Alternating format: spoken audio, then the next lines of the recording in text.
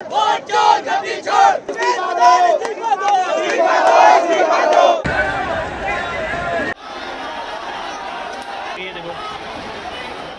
होता है कि आपको टांगों पे मारना चाहिए, बच्चों की छातियों पे मारा है।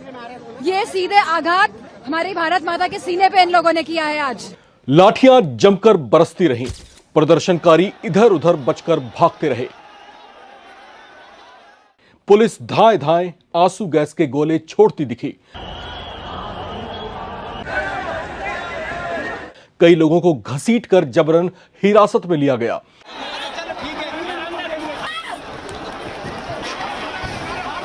दिल्ली की सड़कों पर जो तस्वीरें सामने आईं, उन्होंने पूरे देश की राजनीति में भूचाल सा ला दिया है। जंतर मंतर की ओर बढ़ते सीजेपी प्रदर्शनकारियों और पुलिस के बीच ऐसा टकराव हुआ कि कुछ ही मिनटों में पूरा इलाका नारेबाजी, धक्का मुक्की और अफरा तफरी में बदल गया। इसमें कई प्रदर्शनकारियों के घायल होने के दावे किए जा रहे हैं, जबकि पुलिस का कहना है कि उसने कानून व्यवस्था बनाए रखने के लिए ऐसी कार्रवाई की। इसी बीच संसद से हाथों में बैनर लेकर निकली समाजवादी पार्टी की सांसद डिंपल यादव, इकरा हसन और प्रिया सरोज भी प्रदर्शनकारियों के समर्थन में सड़कों पर उतर आईं। विपक्ष ने सरकार पर गंभीर आरोप लगाए, जबकि प्रशासन अपनी कार्रवाई के लिए नियमों का हवाला देता रहा। आखिर दिल्ली की सड़कों पर ऐसा क्या हुआ कि विरोध प्रदर्शन पूरे दिन की सबसे बड़ी राजनीतिक लड़ाई बन गई? किस वजह से पुलिस ने इतनी बड़ी कार्रवाई की?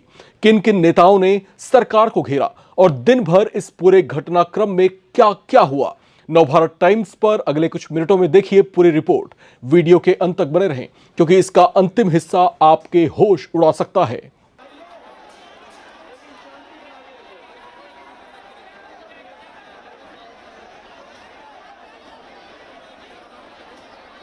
सुबह से ही जंतर मंतर के आसपास माहौल गर्म होने लगा था। बड़ी संख्या में प्रदर्शनकारी अलग अलग जगहों से राजधानी पहुंचे।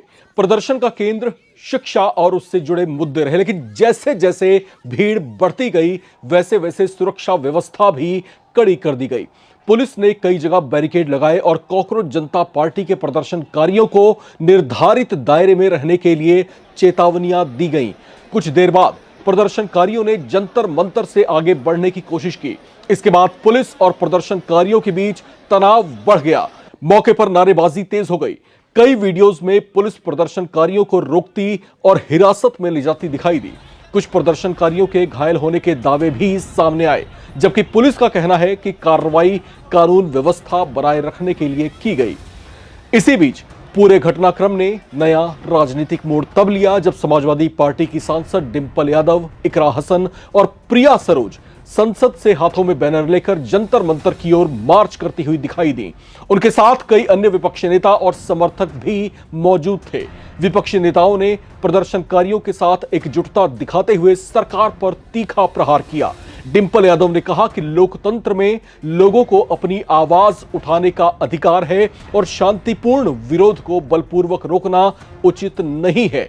उन्होंने सरकार पर लोकतांत्रिक मूल्यों की अनदेखी करने का भी आरोप लगाया। वहीं इकरा हसन ने कहा कि ये लड़ाई सड़क से संसद तक लड़ी जाएगी और प्रदर्शनकारियों की आवाज को दबाया नहीं जा सकता। प्रिया सरोज ने भी प्रदर्शनकारियों के समर्थन में अपनी बात रखी और कहा कि यह केवल एक आंदोलन नहीं, बल्कि युवाओं और शिक्षा से जुड़े अधिकारों की एक लड़ाई है। आज पूरे लोकतंत्र के लिए, डेमोक्रेसी के लिए, इतिहास के लिए ये काला दिवस के रूप में मनाया जाएगा। आप मीडिया रिपोर्टर्स हैं, पुलिस वाले भी, उनकी आंखों में शर्मिंदगी दिख रही थी, लेकिन अपनी ड्यूटी के कारण अपने बैचेस निकाल के आए थे। गुंडे बने हुए थे कुछ पुलिस वाले तो सहयोग कर रहे थे, लेकिन कुछ पुलिस वाले बिना वर्दी के आए थे और बच्चों को मारा है, बच्चों को करंट दिया है। और जहां रूल होता है कि आपको टांगों पे मारना चाहिए, बच्चों की छातियों पे मारा है। ये सीधे आघात हमारी भारत माता के सीने पे इन लोगों ने किया है। आज हमारी डिमांड है कि ये प्रधान को हटाए, एजुकेशन मिनिस्टर को हटाए, सरकार रिस्पॉन्सिबिलिटी ले, जिम्मेदारी ले, अकाउंटेबिलिटी दिखाए। अगर आपको एक मेल पुलिस ने बिटिया बता रही है, फीमेल बिटिया के कपड़े फाड़े हैं, ये है आपका नया भारत, जहाँ बिटियाओं के कपड़े, इस बिटिया के भी कपड़े किसी और के कपड़े फाड़े गए हैं। हमारे साथ बहुत बच्चे मिले जिनके कपड़े फटे हैं। So it's very unfortunate. और इतनी अहंकारी, इतनी निर्दयी, इतनी कठोर सरकार शायद ही भारत के इतिहास में हो कि निहत्थे बच्चों पे इन लोगों ने डंडे चलाए हैं। हाथ में बच्चे हैं, किस तरीके से देखती हैं आप इसको? ये बच्चों का जोश था आज यहाँ, और मैं उन सभी बच्चों को सलाम करना चाहूंगी जिन्होंने इतना मतलब जोश दिखाया, इतने भाव के साथ आए यहाँ पे, अपनी बात को रखने आए ना, यहाँ पे दूर दूर से आए, प्रोटेस्ट करने आए, शांतिपूर्ण तरीके से आए ना। ये लोग चाहते हैं कि संविधान से देश नहीं चलेगा, ये आरएसएस की विचारधारा से देश चलाना चाहते हैं। हम इस्तीफा चाहते हैं, नैतिकता के आधार पर सरकार को अकाउंटेबिलिटी लेनी चाहिए, ये उनकी मॉरल रिस्पॉन्सिबिलिटी भी तय करता है, और हम देश के युवाओं के साथ हैं। धर्मेंद्र प्रधान जी को इस्तीफा देना चाहिए। अब डिंपल यादव के आरोप तो बड़े हैं, लेकिन दूसरी ओर पुलिस का कहना है कि सुरक्षा एजेंसियों ने केवल कानून व्यवस्था बनाए रखने और किसी अप्रिय घटना को रोकने के लिए आवश्यक कदम उठाए। प्रशासन के मुताबिक अगर भीड़ नियंत्रण से बाहर होती तो स्थिति और ज्यादा गंभीर हो सकती थी, इसलिए तय सुरक्षा प्रोटोकॉल के मुताबिक कार्रवाई करनी पड़ी। दिन भर सोशल मीडिया पर इस घटनाक्रम के वीडियोस तेजी से वायरल होते रहे। कहीं पुलिस प्रदर्शनकारियों को हिरासत में ले जाती दिखाई दी, तो कहीं नारेबाजी और बैरिकेडिंग की तस्वीरें सामने आई। विपक्षी नेताओं की सड़क पर मौजूदगी ने इस पूरे प्रदर्शन को और बड़ा राजनीतिक मुद्दा बना दिया है। सोशल मीडिया पर भी सरकार और विपक्ष दोनों के समर्थन और विरोध में प्रतिक्रियाओं की बाढ़ सी आ गई है। इस बीच एक और बड़ी हलचल ने सबका ध्यान खींचा। कॉकरोच जनता पार्टी के चलो संसद के आह्वान के बीच सीजेपी की ओर से यह दावा किया गया कि सरकार ने उन्हें बातचीत के लिए बुलाया था। कॉकरोच जनता पार्टी के प्रवक्ता सौरव दास ने बताया कि केंद्रीय मंत्री जेपी नड्डा के साथ उनकी मुलाकात हुई है और उन्होंने भरोसा दिलाया है कि वो इस मुद्दे और उनकी मांगों पर बात करेंगे। सौरव दास ने इस मुलाकात से जुड़ी एक तस्वीर भी सोशल मीडिया हैंडल एक्स पर पोस्ट की है। हालांकि बीबीसी की एक रिपोर्ट के मुताबिक सीजेपी प्रवक्ता सौरव दास के इस दावे पर जेपी नड्डा का कहना है कि बातचीत का प्रस्ताव प्रदर्शनकारियों की ओर से आया था, न कि उन्होंने बातचीत का प्रस्ताव दिया था। आपको बता दें कि सीजेपी की ओर से सरकार के सामने 3 प्रमुख मांगें रखी गई हैं। इसमें पहली मांग है शिक्षा मंत्री धर्मेंद्र प्रधान का इस्तीफा, दूसरी मांग है सोनम वांगचुक की रिहाई और तीसरी मांग है जान गंवाने वाले नीट अभ्यर्थियों के परिजनों को 1-1 करोड़ रुपए के मुआवजे की मांग इसमें जो है शामिल की गई है। अब इस पूरे घटनाक्रम का असर संसद के अंदर भी दिखाई देने की संभावना है।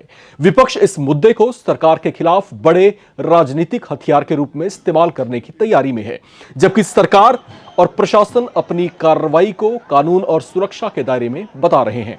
आने वाले दिनों में यह मामला और ज्यादा राजनीतिक रंग ले सकता है। किस चीज की खुशबू आ रही है? आप लोग को नहीं आ रही है?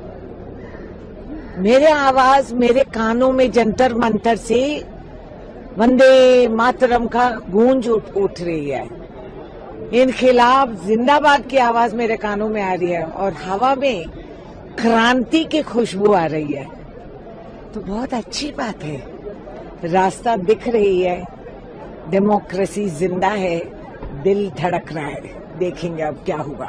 दिल्ली की सड़कों पर जो तस्वीरें सामने आई, उन्होंने एक बार फिर यह सवाल खड़ा कर दिया है कि विरोध प्रदर्शन और कानून व्यवस्था के बीच संतुलन कैसे बनाया जाए। एक तरफ प्रदर्शनकारी अपने अधिकारों की बात कर रहे हैं, तो दूसरी तरफ पुलिस सार्वजनिक व्यवस्था बनाए रखने की जिम्मेदारी निभाने की बात कह रही है।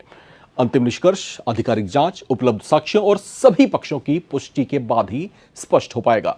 अब चलते चलते कुछ सवाल नवभारत टाइम्स के आप तमाम दर्शकों से भी।